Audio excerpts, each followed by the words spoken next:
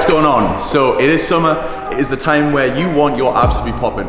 Now we all know abs are made in the kitchen, but these are my 5 must-do exercises for abs that you are probably not doing. We see a lot of ab flexion where people are doing thousands and thousands of sit-ups per day, but these are my 5 must core exercises as well. This is gonna help you with your strength. This is probably gonna decrease the likelihood of you getting injured with lower back pain, and it is gonna give you a chiseled six-pack. So my 5 must-do exercises for ab training. Enjoy the video. Right, so the first exercise we are doing is a hanging leg raise, okay?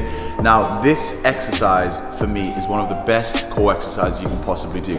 But the main teaching points that I want you to focus on is your breathing, okay? Every time you raise your legs up, you should be exhaling hard, trying to remove all the air out of your diaphragm, out of your intercostals, and really contracting the abs.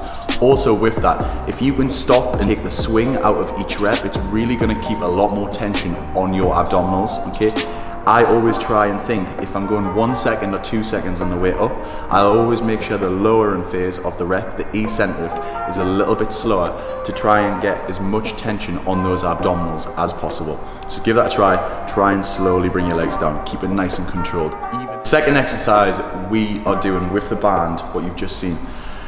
It's like a banded rotation. I'm just gonna call it a banded rotation because there is a million different names out there, whether you're from America, England, or wherever, if you try and Google the exercise. So it's a banded rotation.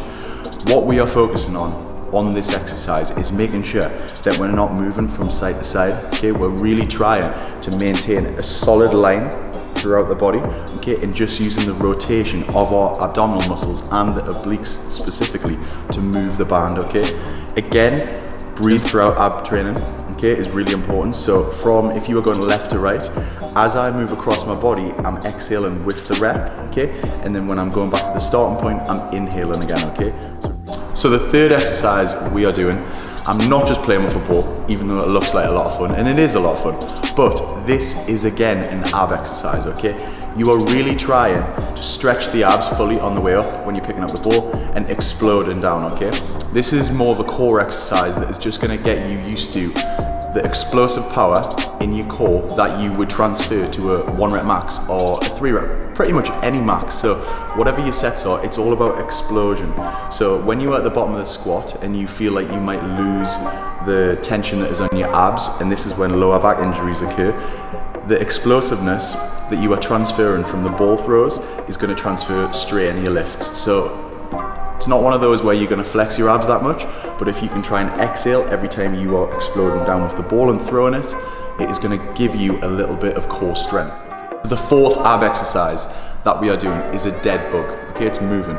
So if you are moving the left leg, you will be moving the right arm. So it's almost diagonal, making it very, very hard for you your core is very switched on, okay?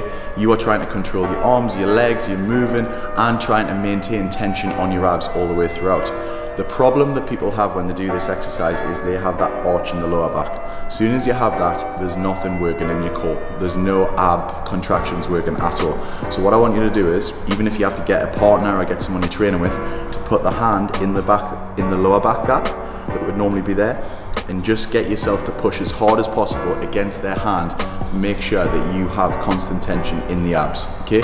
Really, really underrated exercise in my opinion, okay? And I find if I really push against the floor hard with that lower back, I get so much contraction in the abs, okay? So give it a try, maybe like 20 reps on that one. The fifth and final exercise is a barbell ab rollout. You might see some of the ab rollout sort of plastic pushy pulley things, but we're using a barbell, okay? Now, this is a really good core exercise again, obviously, like all of them, but one of the things and one of the problems that we see with people doing these is, once they get tired especially, they try and use the momentum of going all the way to the floor to then get themselves back up, okay? Where you can very easily hyperextend your lower back and get an injury, okay? Remember, we want to maintain tension on the abs, so you should feel it throughout the rep. Maybe don't even go too low at the start to try and just make sure that you know where your range of motion is without curving your lower back. You'll feel it, you'll feel the strain on your lower back if you are doing it incorrectly, okay? So try the exercise out, try and make sure that you're not really getting anything in your lower back, or very, very minimal, if so, like next to nothing. And yeah, those are all of my 5 must-do ab exercises.